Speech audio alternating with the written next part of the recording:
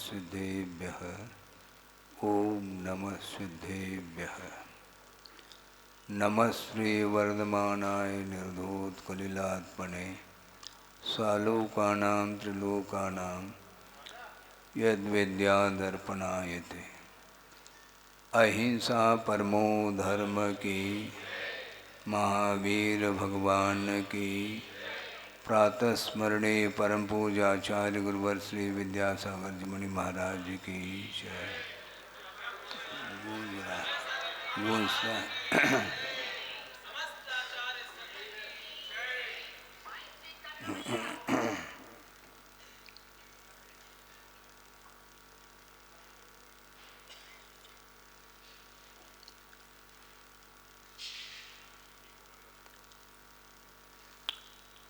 मोह के चिन्हों के विषय में भी चर्चा आती है। कुंद देव ने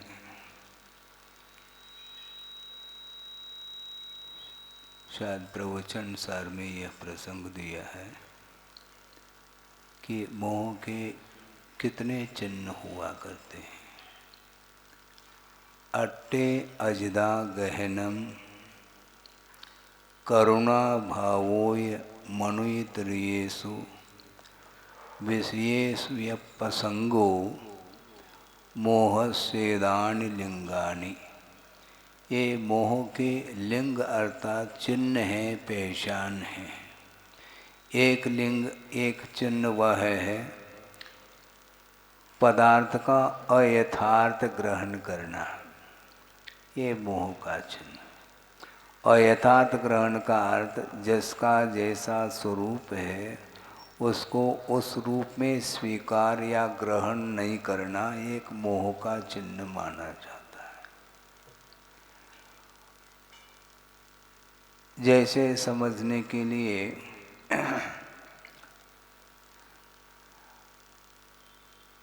लाइट का प्रकाश हो, लाइट जिसको बोलते हैं, इसका कोई कलर है? बोलो। लेकिन बल्ब जलाया गया ग्रीन कलर का, ब्लू कलर का, रेड कलर का, तो प्रकाश कैसा देखने में आता है? ग्रीन आ जाता है, लाल आ जाता है और नीला आदि। किंतु वस्तुतः प्रकाश का कोई कलर नहीं है समझाने के लिए, क्योंकि उस ग्लास के ऊपर निर्धारित है। ग्रीन कलर का ग्लास है, मान लो आपने चश्मा लगाया है किंतु रोशनी से बचने के लिए हरा चश्मा भी लगाया जाता है। चश्मा हरा नहीं, ग्लास हरा है। उसी प्रकार अयथार्थ ग्रहण करता है मोह के कारण संसारी प्राणी।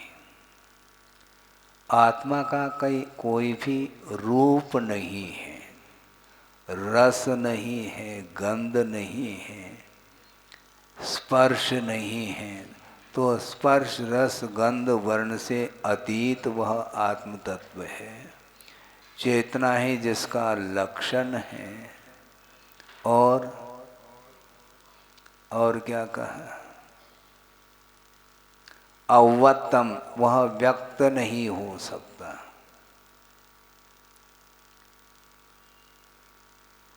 अशब्द रूप है, शब्दातीत है।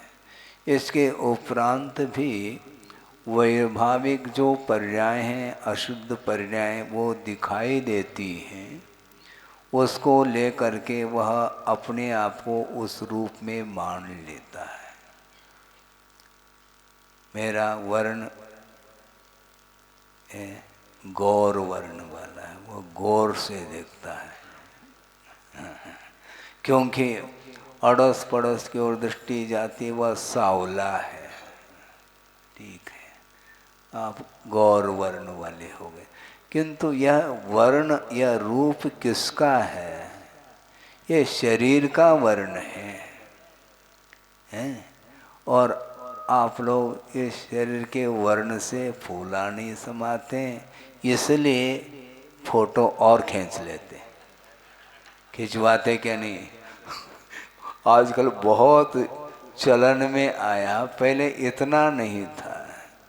एक ज़माना था बहुत अल्प मात्रा में कैमरे का उपयोग होता था। अब तो बिल्कुल जैसे आशीर्वाद दे रहे हो, बिल्कुल हाथ में मोबाइल है और उसके माध्यम से वह फोटोग्राफी करते रहते हैं। वह अमूर्त आत्म तत्व का कोई वर्ण नहीं है, तो किससे प्रभावित हो रहा है संसारी प्राणी? वह अशुद्ध पर्याय जो पौद्गलिक पर्याय है, वैभाविक परिणति है, उससे वह आकर्षित हो रहा है। ये मोह का चिन्ह कहा, क्योंकि वस्तु का वह स्वरूप नहीं है। जब स्वरूप नहीं है तो स्वरूप से प्रभावित हो जाए तो फिर भी ठीक है, किंतु स्वरूप नहीं होते हुए भी उससे वह प्रभावित हो रहा है, यही मोह का चिन्ह कहा। और करुणा का अभाव, यह भी मोह का चिन्ह है। करुणा भावो, या ऐसा जो कहा वहाँ पर अभाववाचक शब्द है, क्योंकि आकार उसमें गर्भित है।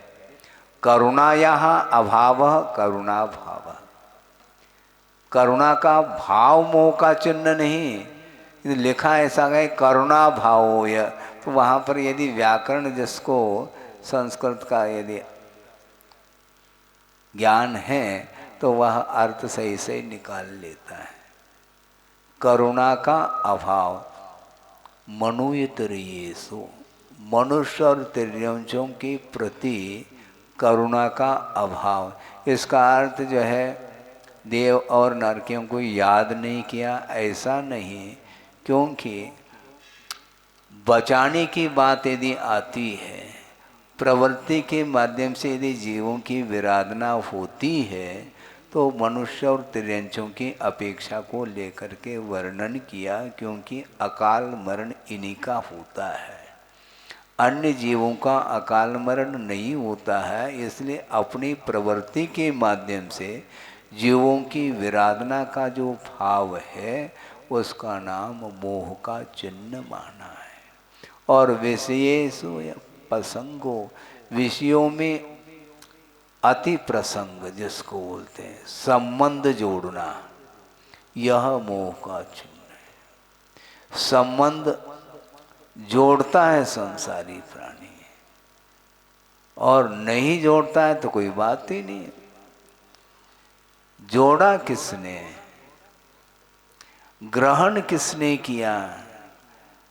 जड़ वस्तु देखने में बहुत सुंदर देखने में आ रही है, किंतु वह आपको संकेत नहीं कर रही, वह वस्तु मुझे ग्रहण करो। कर रही क्या? कौन ग्रहण कर? ग्रहण करने का भाव किसके अंदर है? जड़ वस्तु है, मुझे सूंघो, फूल कह रहा है। बगीचे में पहुंच गए आप, विभिन्न प्रकार के फूल खिले हुए हैं, और आपका मुख और खिल जाता है उसको देख करके। तो उसने क्या किया? मुझे सूंघो, मुझे मेरा स्पर्श करो, आदि आदि भाव उसके अंदर है क्या? किसके अंदर है? उसके अंदर सुगंधी फूट रही है, किंतु उसका सेवन वह नहीं कर सकता, क्योंकि घ्राणेंद्रिय है नहीं उसके पास। और जिसके पास घ्राणेंद्रिय है, वह बगीचे में पहुंच जाता है और वह उस गंध का अनुपान कर लेता है। उसके द्वारा कोई संकेत नहीं, स्वयं ही आकर्षित होता चला जा रहा है। इसी को बोलते हैं मोह का चिन्ह माना जाता है।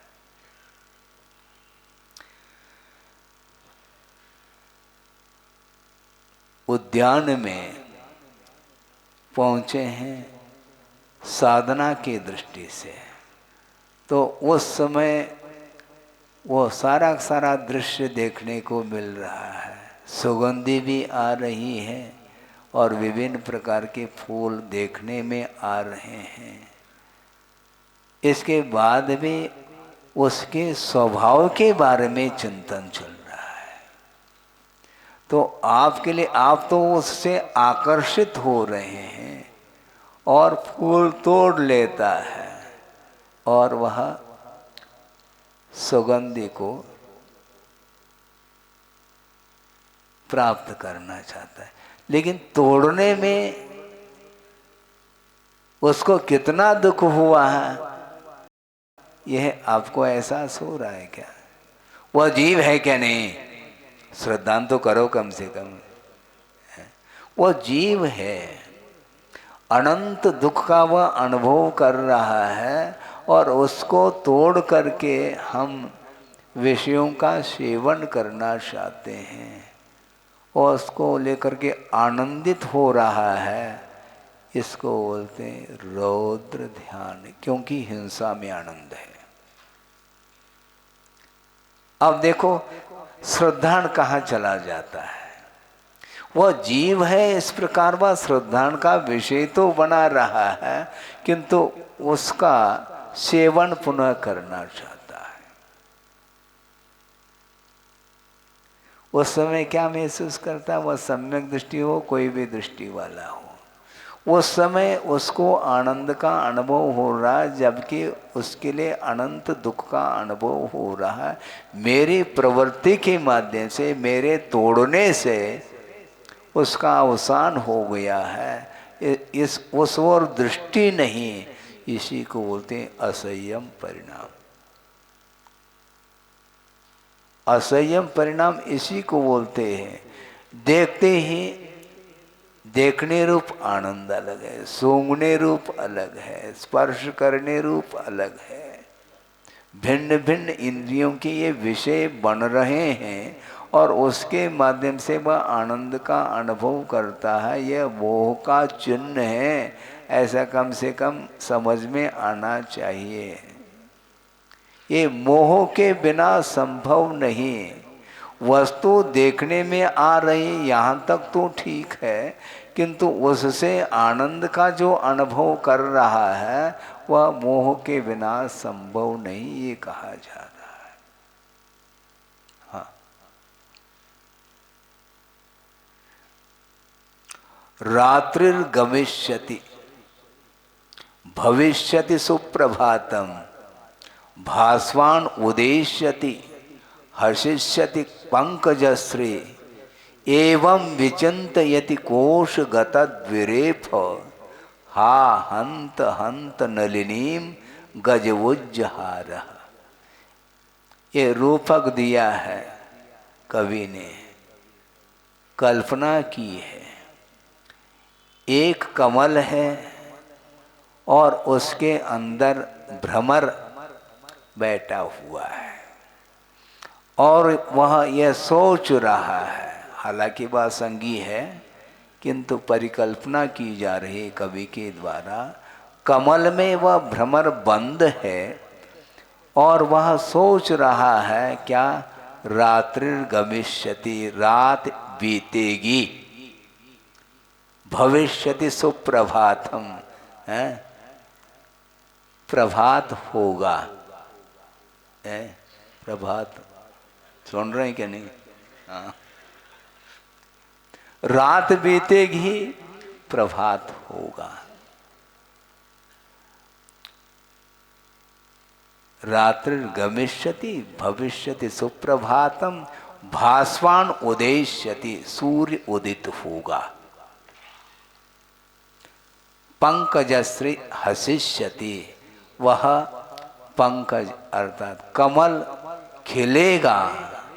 एवं विचिंतयति, इस प्रकार वह सोच रहा है भ्रमर उस कमल में बंद हो करके, किंतु कमल कहाँ पर रहता है? सरोवर में रहता है और सरोवर में प्रवेश कर लिया। कौन?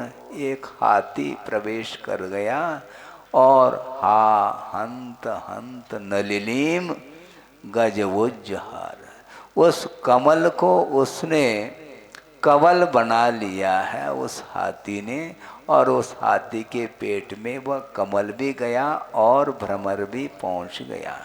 अब सोचो विचार करो, हाँ भविष्य में ये होगा वो होगा, है?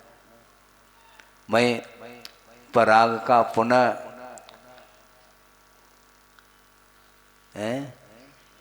सेवन करूंगा, ये सारा सारा संसारी प्राणी भविष्य सोचता है। भविष्य में मैं ये करूंगा वो करूंगा, ऐसा करूंगा वैसा करूंगा, और एक क्षण में परिवर्तन देखने में आता है। इसलिए वस्तुतः देखा जाए ये सारे सारे मोह के चिन्ह हैं, ऐसा कहा जा रहा है।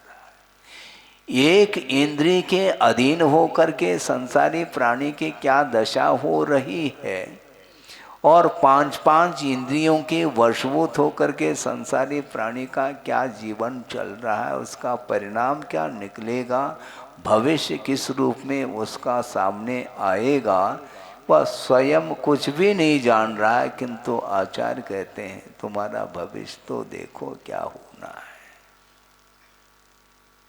ये विशेष सेवन के परिणाम स्वरूप ये परिवर्तन देखने में आता है। एक क्षण में पासा पलट गया, मरण हो गया। अभी मैं कमल खिलेगी तो मैं पुनः पराग का सेवन करूंगा, ये इन फ्यूचर गागेगी, ये फ्यूचर का प्रतीक। मैं ऐसा करूंगा वैसा करूंगा, कैसा किया ये नहीं सोचता, कैसा किया वैसा किया, वैसा किया है, वैसा किया किसको बोलते, नहीं वैसा किया। आप समझो तो दो दो अर्थ निकल रहे हैं। चल नहीं पा रहा है वैसा किया कि सहारे चल रहा है, और हाँ ऐसा किया वैसा किया, कैसा किया भगवान ही जानते। अतीत का जीवन तो देखो, कम से कम किस किस पर्यायों को प्राप्त किया तुमने, और भविष्य में मैं ऐसा करूंगा कह देता, तुम्हारे हाथ में है क्या? नहीं है, अपने हाथ में कुछ भी नहीं है, लेकिन फिर भी सोच रहा है। तुम्हारे हाथ में या तो पुण्य है या पाप है, जो करना चाहो तुम्हारी इच्छा, एज यू लाइक। बड़े विचित्र, हमारे कहने से नहीं होगा, तुम्हारी इच्छा के ऊपर निर्धारित है ना। स्वतंत्रता है, जो तुम चाहो। इसको बोलते हैं मोह का चिन्ह, लेकिन ध्यान नहीं रहता। बंद करते समय ध्यान नहीं, होश हवास नहीं है, और जब उदय में आ जाता है तो उस समय वह आंखों में पानी ले आता है। तुम रोवो, तुम हंसो, कुछ भी करो, किया हुआ जो कृत्य जिसको बोलते हैं वह निश्चित रूप से उसका फल मिलता है। कभी कभी किया हुआ फल नहीं भी मिलता है, थोड़ा सचेत हो जाते हैं तो वह परिवर्तन को प्राप्त हो सकता है। पाप भी पुण्य के रूप में परिवर्तित हो सकता है, और पुण्य भी पाप के रूप में परिवर्तित हो सकता है। दोनों तरफ से वह कर्म डाइवर्शन ले सकता है, परिणामों के ऊपर सारा सारा निर्धारित है। आप उज्ज्वल निर्मल परिणाम करेंगे तो अतीत का जो कुछ भी वह अज्ञान दशा में अर्जित जो पाप कर्म था वह पुण्य के रूप में परिवर्तित होगा, और अतीत में जो विशुद्ध परिणाम के साथ जो पुण्य का अर्जन किया था, और वर्तमान में यदि उसका दुरुपयोग करते हो तो निश्चित रूप से वह पुण्य भी पाप के रूप में ढल जाता है।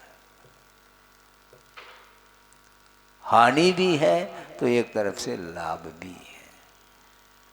विवेक हो तो निश्चित रूप से वह उसको लाभ मिल सकता है।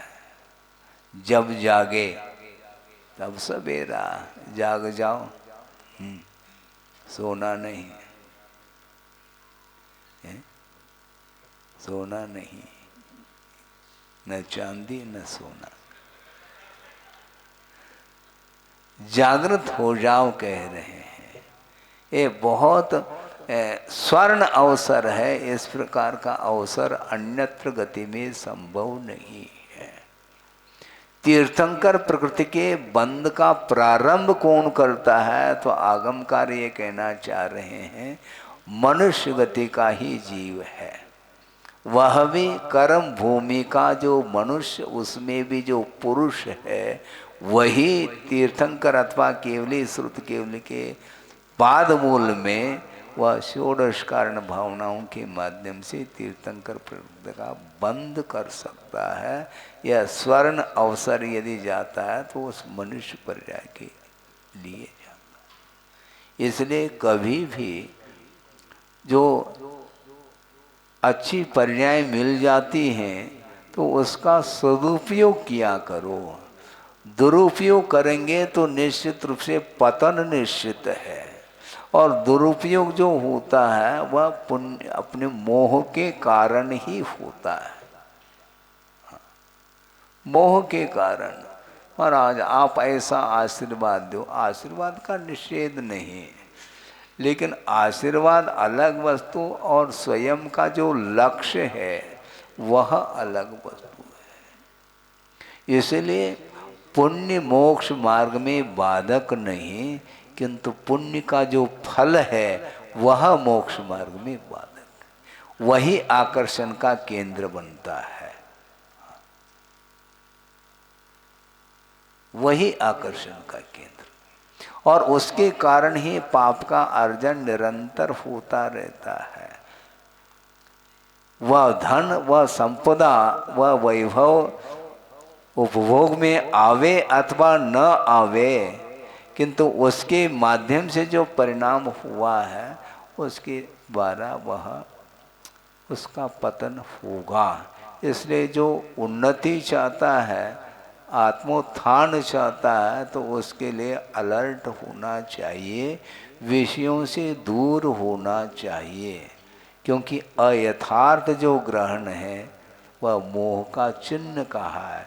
पदार्थ का जैसा स्वरूप है वैसा जानो, इसमें कोई भी बाधा नहीं है। जिसका जैसा स्वरूप है सब जानो, लेकिन आकर्षित हो गए तो गए। इसलिए प्रारंभिक भूमिका में आचार्य साधक के लिए सावधान करते हैं। तुम साधना करना चाहो, ये पंचेंद्रिय के जो विषय हैं उनसे दृष्टि को मोड़ो, उससे बचने का प्रयास करो, क्योंकि प्रारंभिक भूमिका है। इसलिए साइवान, साइवान का अर्थ क्या होता है? सावधान नहीं, सावधान का ही है वह प्रतीक। साइवान का अर्थ अपनी दृष्टि को इधर उधर नहीं ले जाना। दृष्टि नासा पे धरे, न आशा पे धरे। बिल्कुल आय लगाम। घोड़ा बहुत तीव्र गति से दौड़ सकता, दौड़ता है, लेकिन दृष्टि उसकी इधर उधर न जाए इसके लिए आय लगाम लगाया जाता है। ऊपर से हंटर भी है तो आय लगाम भी है, और मुख में भी लगाम है मेन रूप से। ये सब लगाम का अर्थ संयम होता है। संयम के बिना इंद्रियां इधर उधर दौड़ती हैं। मुड़ मुड़ करके देखने का भाव आता है। वस्तु देखने में आ जाए ये अलग है, किंतु देखने का भाव नहीं होना चाहिए। बार बार क्यों देखो, गौर क्यों कर रहा है वो? कोई न कोई उसमें आकर्षण है, उसके कारण ही उधर दृष्टि उसकी जाती है। बाकी जो वीतरागी होता है उसको कोई भी प्रयोजन नहीं है। अच्छे से अच्छी वस्तु भी मान लो देखने में आ जाए तो उसको भी वह वैराग्य के लिए कारण बना सकता है, क्योंकि ये पर्याय है, नश्वर है, उससे अटैच रखना ठीक नहीं। हमेशा ज्ञान का उपयोग होना चाहिए। ज्ञान आपके पास है किंतु उपयोग यदि उस ओर नहीं है तो उस ज्ञान काम में नहीं आता।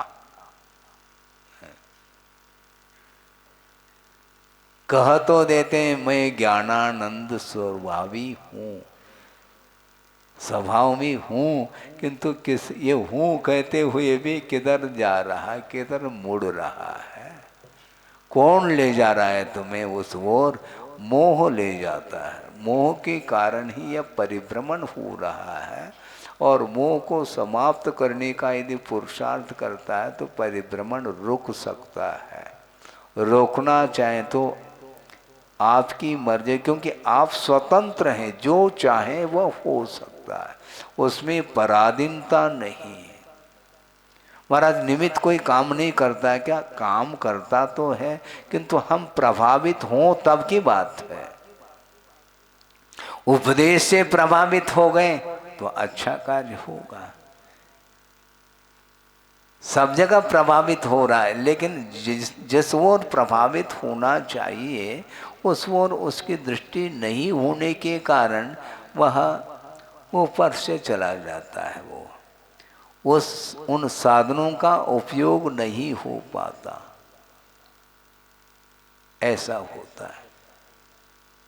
अब क्या कहा जाए, ये मोह के चिन्ह है। करुणा का अभाव यह भी मोह का चिन्ह, और विषयों का सेवन यह भी मोह का चिन्ह का। बिना मोह के ग्रहण भाव नहीं हो सकता।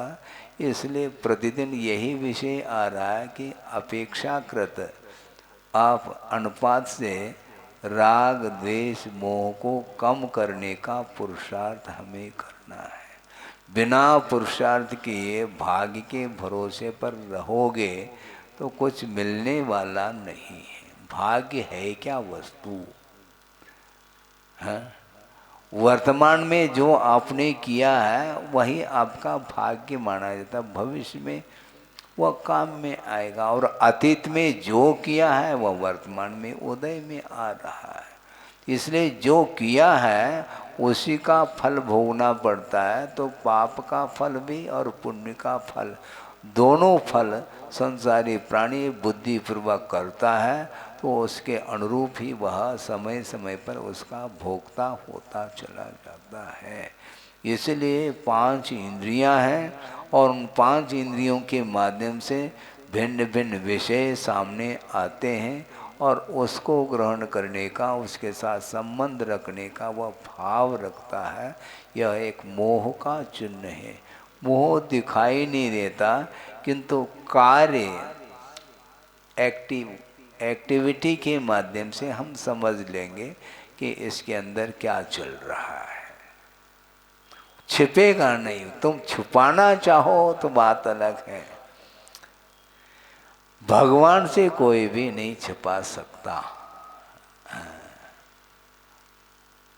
भगवान जानते हैं क्या चल रहा है, लेकिन वो कुछ भी नहीं कहते हैं, क्योंकि उनको मालूम है कि ये स्वरूप है संसार का। आप ताले में बंद हो जा, लेकिन केवल ज्ञान में वह आएगा। ताला भी आएगा, उसमें अंदर कौन बंद है वो भी आएगा। तिजोड़ी में कितना है वो सब जान लेंगे। महाराज हमारे पास इतनी क्षमता नहीं, वो जान रहे हैं, देखो तुम्हारी क्षमता इतनी है। उनसे छुपाओगे क्या? तुम नहीं छुपा पाओगे, क्योंकि तिजोड़ी बता रही है। आज कमा करके खाने वाले के लिए तिजोड़ी की कोई आवश्यकता नहीं है, है? अलीगढ़ का ताला कि उसके लिए क्या आवश्यकता है? और चाट बेच करके अपना जीवन यापन कर रहा है। पान की दुकान है, वो है, ये है, तो उसका क्या है? प्रतिदिन मजदूरी करके वह अपना जीवन यापन कर रहा है, तो उसके साथ कितना वो दिखने में आ रहा है।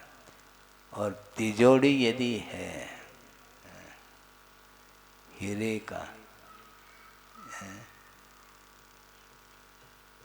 डायमंड, तो वो अपने आप ही चमकता वो। ये सब क्या है? वीतरागी की दृष्टि में केवल मटेरियल है, पौद्गलिक वस्तु है, लेकिन रागी की दृष्टि में उसकी कीमत है। क्या कीमत है? वो तुमसे वह पृथक है, लेकिन फिर भी उसके साथ स्वामित्व भाव जुड़ा हुआ रहता है। मेरे पास है, इसके पास नहीं है, ये सारा सारा विकल्प, ये सब मोहजन्य ही विकल्प है। ये सारे सारे असत विकल्प माने जाते हैं, संसार के लिए कारणभूत माने जाते हैं। इन विकल्पों से अपने आप को ऊपर उठा करके सत विकल्प करें, जिसके माध्यम से आत्मा की उन्नति होती है। इसलिए कुंद कुंद जैसे आचार्य अध्यात्म की ओर हमें ले जाना चाह रहे हैं, और कर्तव्य का पालन वो कर रहे हैं कि देखो ये वस्तु का स्वरूप ऐसा है, और मैं नहीं कह रहा हूँ, भगवान ने कहा है। हाँ, राग के द्वारा बंद होता है, और मुंचति जीवो विराग संपन्नो, वैराग से जो संपन्न होता है वह उसका राग समाप्त हो जाता है। ऐसो जनोपदेशो, जिनेन्द्र भगवान का उपदेश है, मेरा उपदेश नहीं। और जिनेन्द्र भगवान की उनका उपदेश भी यदि नहीं रुचता है, फिर क्या रुचता है? अब बताओ।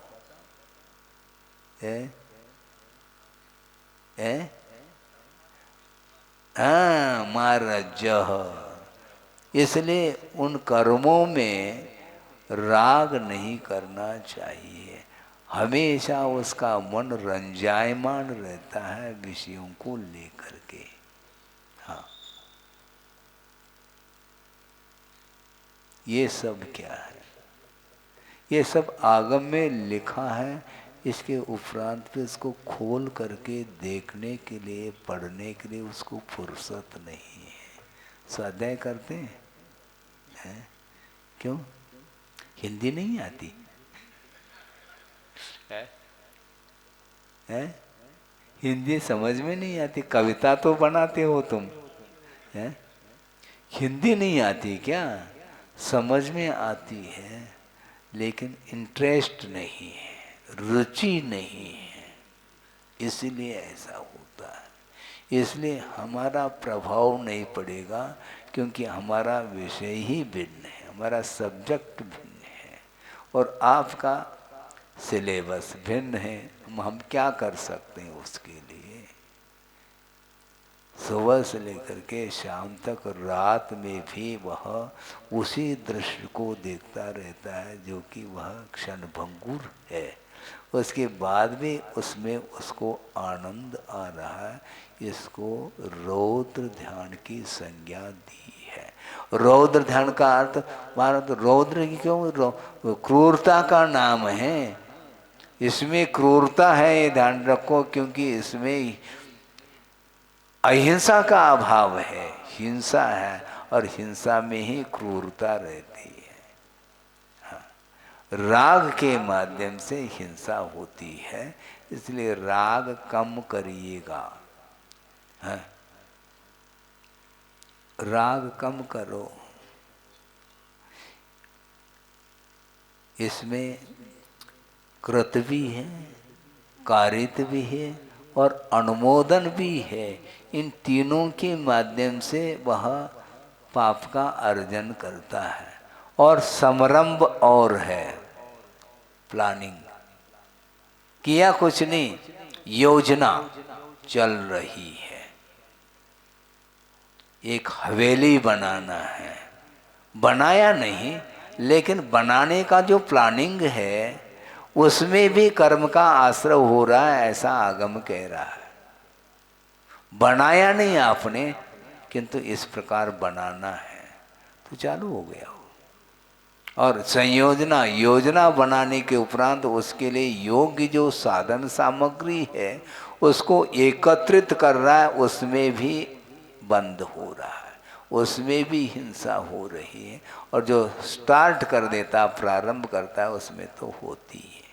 तो इस प्रकार समरंभ, समारंभ, आरंभ, कृत कारित अनुमोदन, मन वचन काय और क्रोध मान माया लोभ के वशभूत होकर के वह कार्य कर लेता है। इसलिए वह आश्रव से अथवा बंध से बच नहीं पाएगा।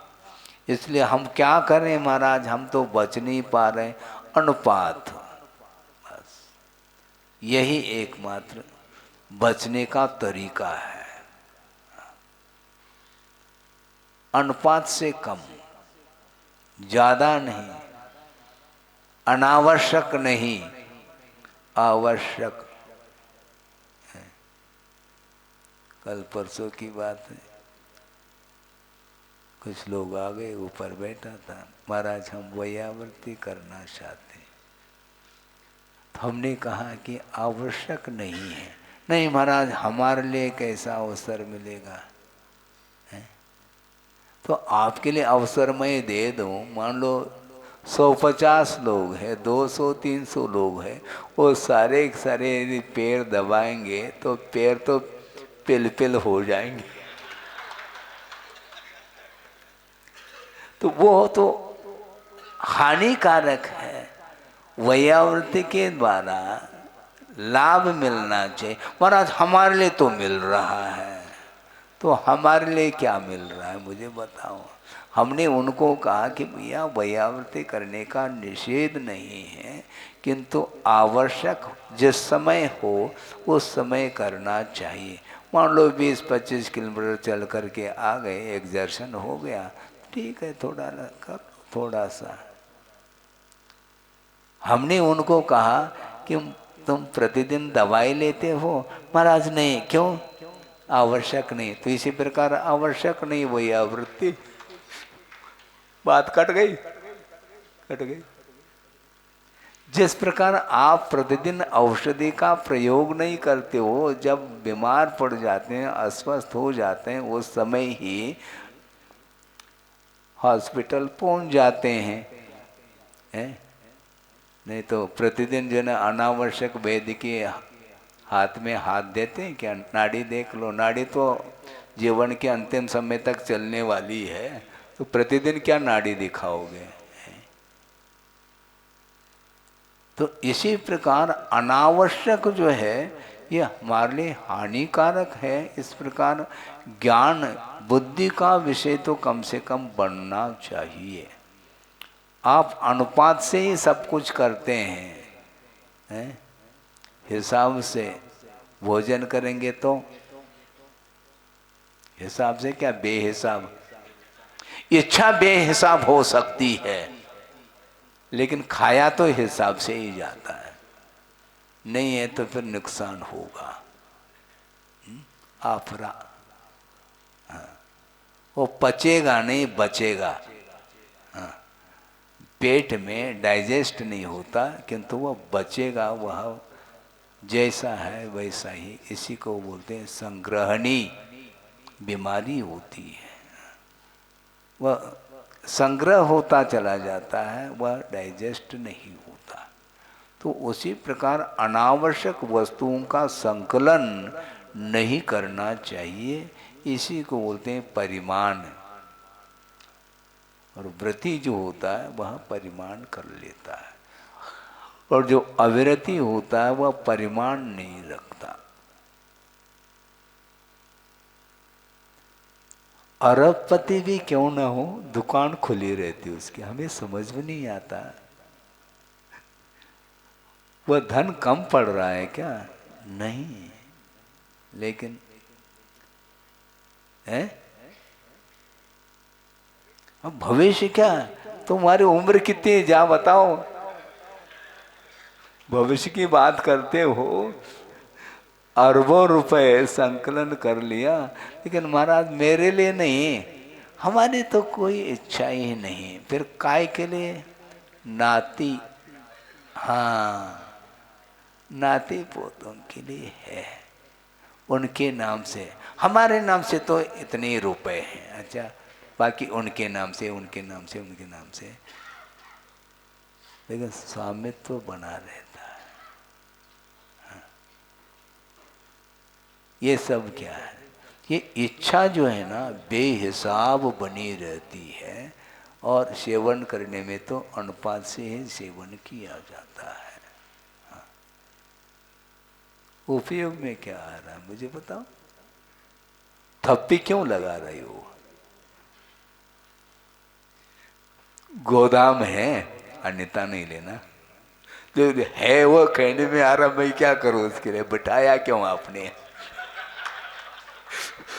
सुनाने के लिए बिठाया तो मैं सुनाऊंगा तो सही। गोदाम है और उसमें लाखों की संख्या में बोरी है, जो भी दाल चावल आदि आदि, वो सारा सारा खाने में आ रहा है क्या? नहीं आ रहा है, तो उसको रखा क्यों? भविष्य की चिंता, पीढ़ी दर पीढ़ी की चिंता। ये सब दूसरे की चिंता के कारण इतना हो रहा है, स्वयं के लिए इतना उपयोग में नहीं आ सकता। 80-90 साल का होने जा रहा है, उसके बाद भी स्वाध्याय में मन नहीं, दुकान में मन लग रहा है। सुनने में नहीं आ रहा है, फिर भी दुकान, कान उसी में लगाए रखा है, 2 कान, वहां पर मन लग रहा है। क्यों ऐसा? इसी को बोलते हैं संसार का स्वरूप है ये। हाँ। धार्मिक संस्कार नहीं, शायद आपके सामने पहले कहा हो, नहीं कहा हो, याद दिला देता हूँ ताकि उसके माध्यम से आपका मन लग जाए थोड़ा सा, 2-5 मिनट और सही। 80-90 साल होने को हो गए हैं, और वो व्यक्ति आए कि महाराज मैं प्रतिदिन अभिषेक करता हूँ, लेकिन गंधोदक किस हाथ से लेना चाहिए?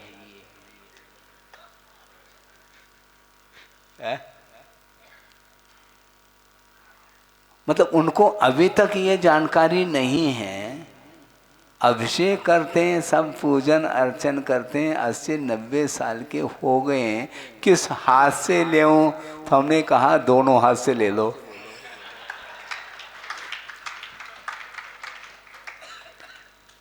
है? अब क्या कहा जाए मुझे बताओ? किस हाथ से लेना ये भी ज्ञान नहीं है क्या? ज्ञान तो है, लेकिन अन्यत्र वह काम में आ रहा है, धार्मिक कार्य में ये भी ज्ञात नहीं हो पा रहा है।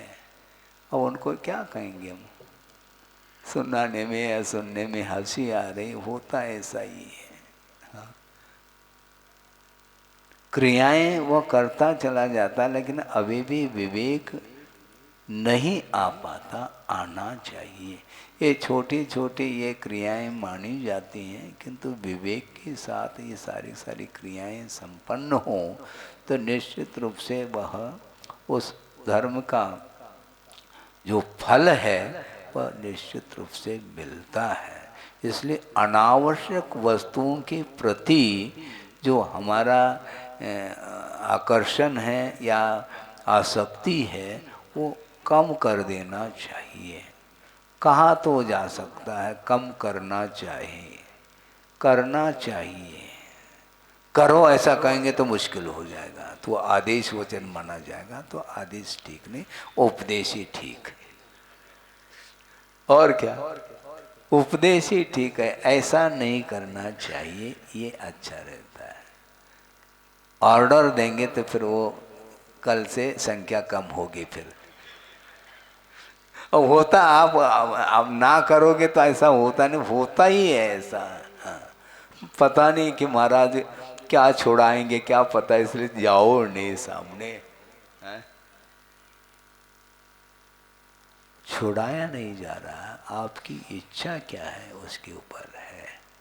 आप धर्म श्रवण करने के लिए बैठे हो तो धर्म की बात करो, धन की बात मत करो।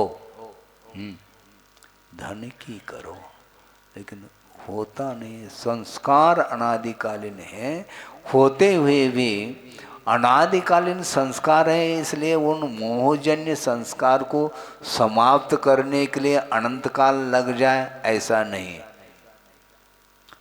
एक अंतर्मूर्त में भी सारा का सारा वह मोह समाप्त हो सकता है यदि ठान लें बस। लेकिन ठान नहीं पा रहा। ठान ले, कौन ले? स्वयं के ऊपर निर्धारित है।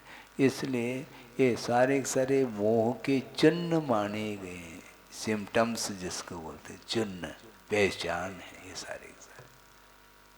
अयथार्थ ग्रहण करना भी मोह का चिन्ह, और मनुष्य और तिर्यंचों के ऊपर करुणा का अभाव होना यह भी मोह का चिन्ह, और विषयों के प्रति आसक्ति रखना यह भी मोह का चिन्ह है। और मोह के कारण ही संसार का परिभ्रमण होता है। परिभ्रमण से ऊपर उठने के लिए हमें आज से ही संकल्पित होना है, धीरे धीरे अपनी शक्ति के अनुरूप। किससे दूर रहना? भगवान से नहीं, मोह से दूर रहो। कठिन तो है, पेपर बहुत टफ है। टफ होते हुए भी मेहनत करेंगे तो निश्चित रूप से उसमें उत्तीर्ण हो सकते हैं। उत्तीर्ण होना चाहिए, हम प्रेरणा दे सकते हैं, इसमें क्या दिक्कत है? आप प्रेरित हो अथवा न हो, हम उपदेश देना अपना कर्तव्य है। उसके माध्यम से दो चार लोगों के ऊपर भी प्रभाव पड़ जाए, कोई बाधा नहीं है। अपना दुकान तो अपनी चलेगी।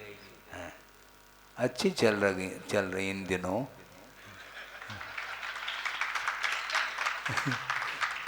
रफ्तार से दुकान चल रही है। प्रतिदिन इस प्रकार के ग्राहक आते हैं जो बिल्कुल जो है ना, वह समय अलग है। ग्राहक जो आते हैं उपदेश सुनते समय, उपदेश सुनाते हैं तो उसमें थोड़ा मोटिवेट हो जाते हैं, तो वह उसके बाद फिर 10-11 बजे वहाँ पर परिणाम आ जाता है, रिजल्ट उसका। और डेली रिजल्ट आ ही रहा है। कम हो ज़्यादा हो इससे हमें कोई फर्क नहीं पड़ता है।